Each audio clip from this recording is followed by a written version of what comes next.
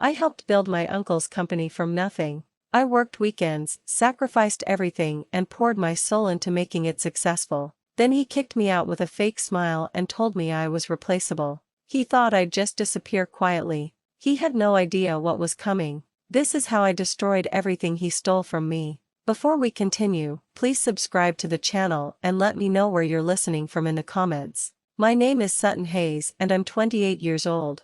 Well, I'm 28 now. This story starts when I was 22, fresh out of business school, top of my class, ready to conquer the world. I had plans, big plans. But then my dad died and everything changed. It was sudden, a heart attack. He was only 53. One day he was here, laughing at dinner, talking about his dreams of starting a business with his brother Warren. The next day, he was gone. I was devastated. My whole world collapsed. Dad was my hero, my mentor, the person who believed in me when no one else did. He pushed me to go to business school, told me I had a gift for strategy and numbers. Losing him felt like losing my future. The funeral was a blur of black clothes and sympathy cards and people telling me how sorry they were. I was numb. Then Uncle Warren approached me at the reception. He pulled me aside, his hand on my shoulder, his eyes wet with tears. He said, "Sutton, your father and I always dreamed of starting a business together. We talked about it for years.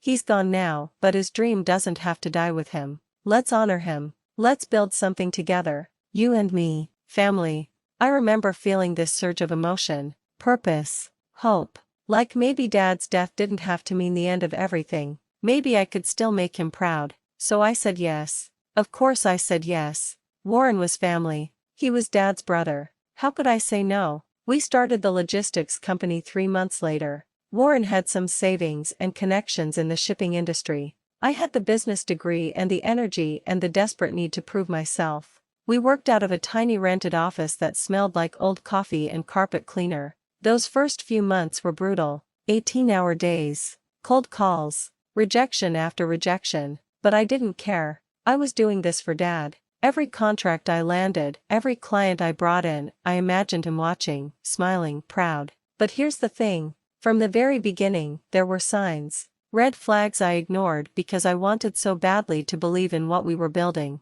Warren insisted the company be registered in his name only. Just his. When I asked about partnership paperwork, he waved it off. "It's for tax purposes, sweetheart. Banks trust established businessmen more than kids fresh out of college. Once we're up and running, we'll make it official. I promise." I believed him. Why wouldn't I? He was my uncle. Family doesn't lie to family, right? So I threw myself into the work. I built the vendor relationships from scratch. I spent weeks courting suppliers, negotiating rates, building trust. I created the entire logistics software system we used to track shipments. I taught myself coding at night just to make it work. I was the one in the trenches, landing the contracts, solving the problems, putting out the fires. Warren was the face. He schmoozed the clients, played golf, took them to fancy dinners. His name went on everything. Mine appeared nowhere. I told myself it was fine. We were a team. Dad would have wanted us to work together.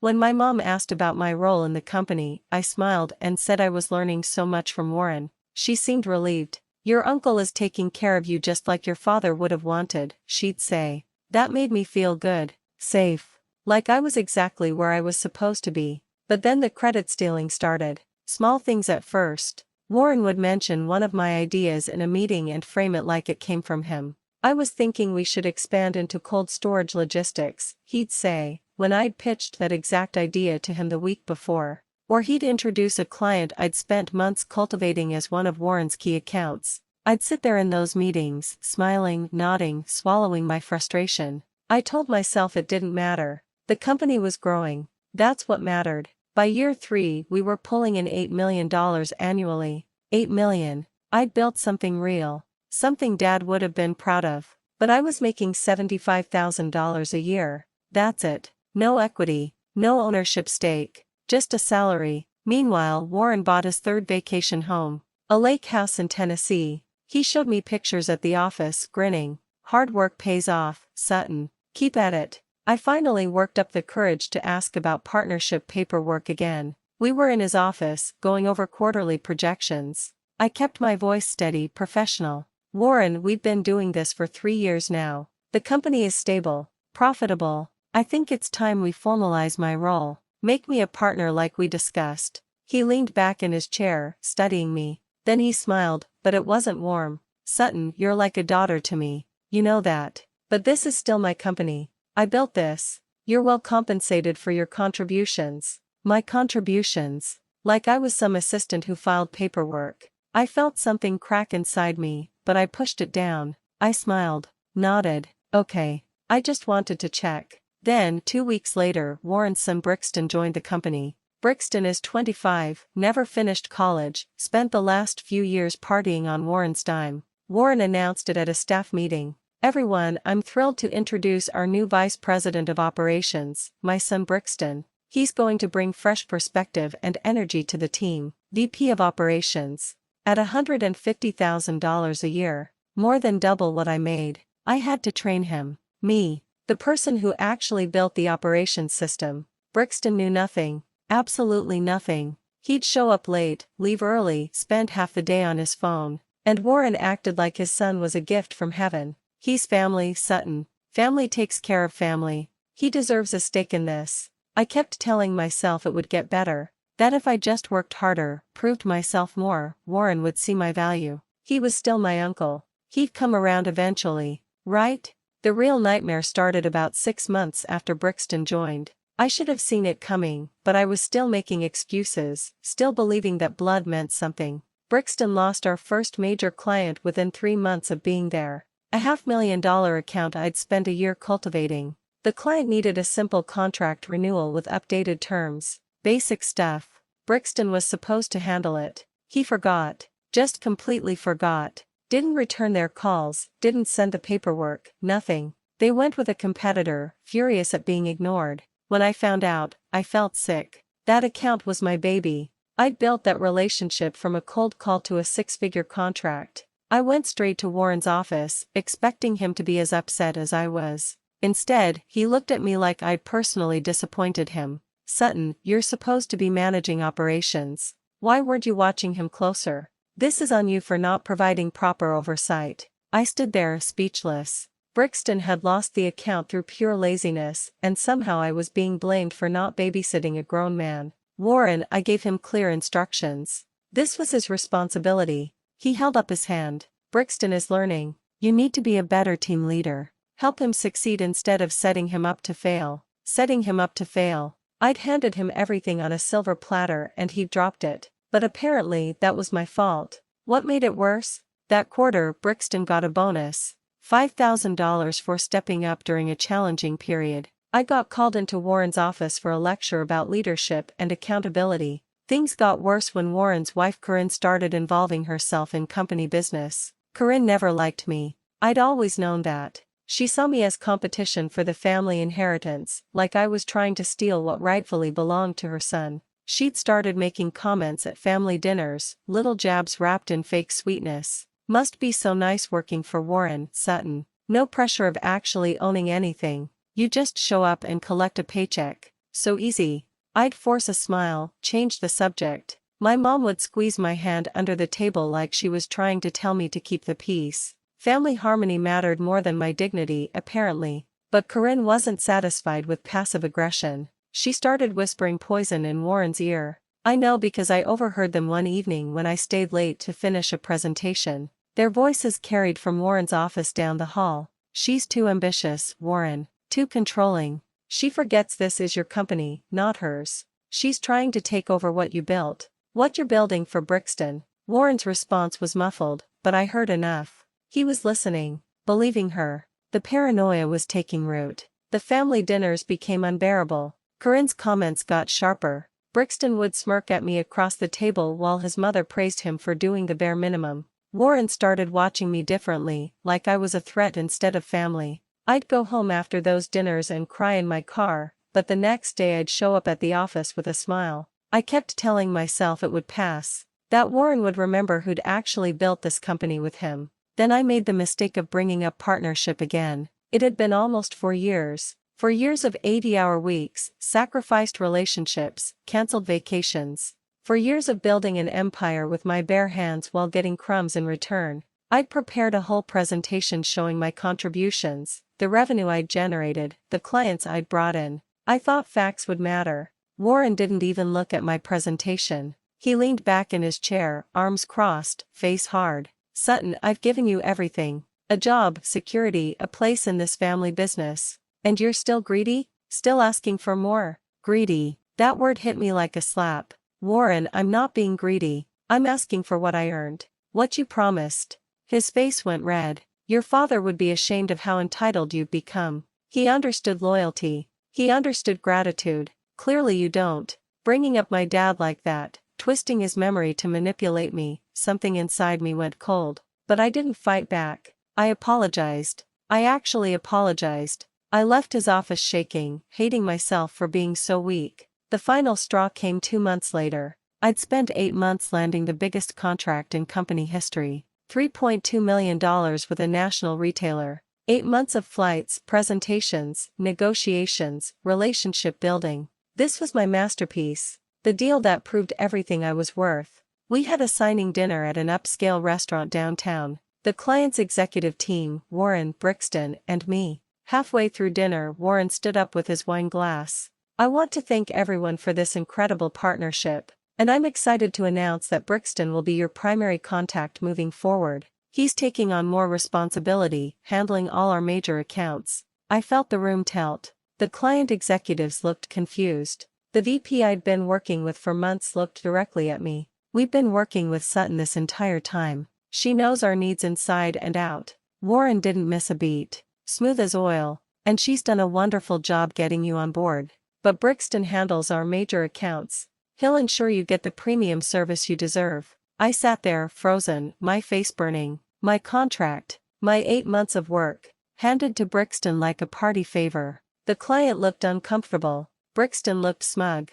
And Warren looked at me with this expression that said, "What are you going to do about it?" I excused myself to the bathroom and locked myself in a stall. I wanted to scream, to flip the table, to walk out and never come back. But instead, I splashed cold water on my face, fixed my makeup, and went back to that table. I smiled through the rest of dinner while they discussed my client with Brixton, who knew absolutely nothing about the account. The next morning, I walked into Warren's office and closed the door. My hands were shaking but my voice was steady. "We need to talk about what happened last night." He didn't even look up from his computer. "What about it?" I laid it all out. Everything. Years of broken promises, stolen credit, exploitation. I told him I wanted partnership or I was walking. It was the bravest thing I'd ever done. Warren finally looked at me. His face was cold, almost bored. "Then walk, Sutton. You're an employee. Replaceable. This company is my legacy, not yours.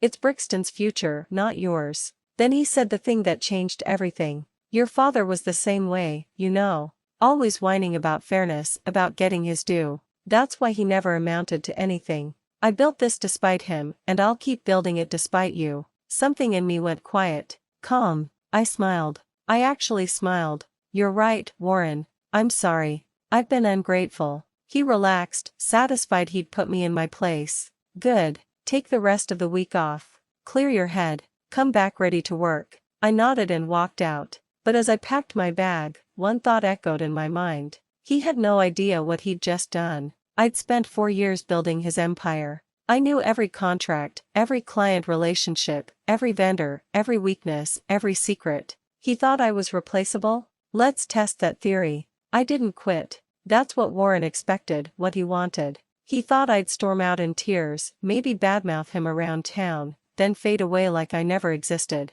Instead, I took that week off like he suggested. I went home, opened my laptop, and started planning. See, Warren made one critical mistake. He never had me sign a non-compete agreement. Why would he? I was family. Family doesn't need paperwork, remember? That oversight was about to cost him everything. I spent that week organizing 4 years of knowledge. Every client file I'd ever touched, I knew inside and out. Every vendor relationship I'd built, I had their personal cell numbers. Every operational procedure, every software password, every weakness in the company structure. It was all in my head. I started making lists, building spreadsheets, mapping out connections. I wasn't angry anymore. I was surgical. When I came back to the office, I was the model employee. Cheerful, helpful, compliant. Warren seemed relieved. Corinne actually smiled at me at the next family dinner. They thought they'd broken me, put me back in my place. Perfect. Let them think that.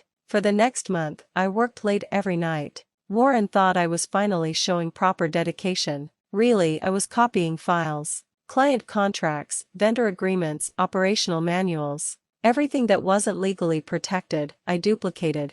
I also stumbled onto something interesting while organizing some financial records Warren had asked me to file. Discrepancies. Money moving in ways that didn't quite add up. Warren had been skimming from company accounts to fund his lifestyle. Not huge amounts, but enough to be illegal. I documented everything. Then I found the investor reports. Warren had been inflating our growth projections, making promises he couldn't keep, showing numbers that didn't match reality. He was lying to the people who'd helped fund the company's expansion. I saved copies of everything. 6 weeks after that horrible dinner, I gave my notice. 2 weeks, professional, courteous. Warren actually looked pleased. I think this is for the best, Sutton. No hard feelings. You'll always be family. Brixton didn't even try to hide his satisfaction. Finally, things were getting so tense with her around. My exit interview was nothing but praise and gratitude. I thanked Warren for the opportunity, said I'd learned so much, wished the company continued success.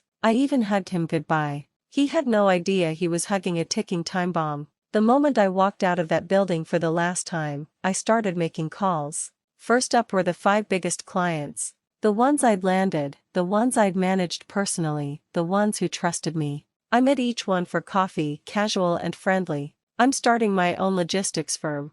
Smaller, more personalized service. I'd love to continue our partnership. 4 out of 5 said yes immediately. They'd been working with me, not Warren. They didn't care about his company name. That was $4.5 million in annual revenue, gone. Just like that. Warren called me 3 days after my departure, screaming, "What do you think you're doing? This is corporate espionage. I'll sue you." I kept my voice calm. I'm not bound by a non-compete, Warren. You never had me sign one. Remember, family doesn't need paperwork. Those clients chose to work with me. That's called free market capitalism. I learned from the best. He sputtered, threatened, hung up. I smiled and made my next calls. The vendors were easier than I expected. I'd spent years building real relationships with them, learning about their families, their businesses, their struggles. Warren just saw them as suppliers. I saw them as partners. I negotiated exclusive contracts with the 3 most critical ones.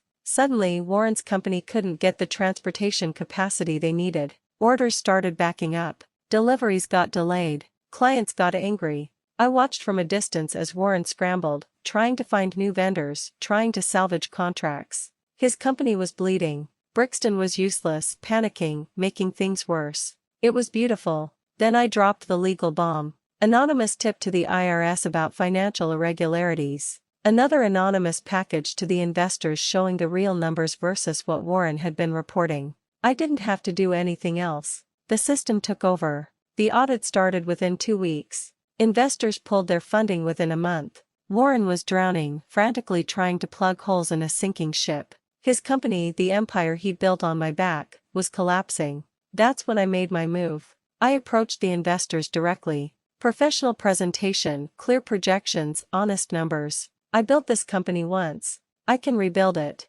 Let me fix what Warren broke. They were desperate. They knew I was the real operational brain behind everything. They agreed. I acquired Warren's company for a fraction of what it was worth. Pennies on the dollar. My first day as owner, I walked into that office I'd helped build. Warren was already there, cleaning out his desk. Security was waiting. I'd called ahead. He looked at me with pure hatred. You destroyed me. After everything I gave you. You vindictive little. I held up my hand. Warren, you gave me nothing. I earned everything. You stole it. I'm just taking back what's mine. Brixton, you're fired too. Security will escort you both out. Warren's face went purple. Your father would be disgusted by what you've become. That's when I finally let myself feel it. The anger, the satisfaction, all of it. My father would be proud I didn't let you exploit me the way you exploited him. He would be proud I stood up for myself. Now get out of my building. Security walked them out. Warren was shouting threats about lawyers. Brixton was crying. I watched them leave and felt nothing but relief. The company thrived under my leadership. Real leadership, not the fake schmoozing Warren had done. I renamed it after my dad. Hayes Logistics. Every client who'd left came back. New clients followed. Within a year we'd doubled revenue. Warren declared bankruptcy 6 months later. Corinne divorced him, took whatever assets were left. Brixton had to get a real job at some retail store. He quit after 3 weeks, couldn't handle actual work. I saw Warren once more about a year later at a gas station. He looked smaller somehow, defeated. He saw me, started to say something, then just looked away. There was nothing left to say. Warren had every chance to do right by me. He chose greed and ego instead. He taught me that family means nothing without respect. That loyalty without reciprocity is just exploitation. He thought he could use me and discard me. He was wrong. Thank you for listening. Don't forget to subscribe and feel free to share your story or opinions in the comments.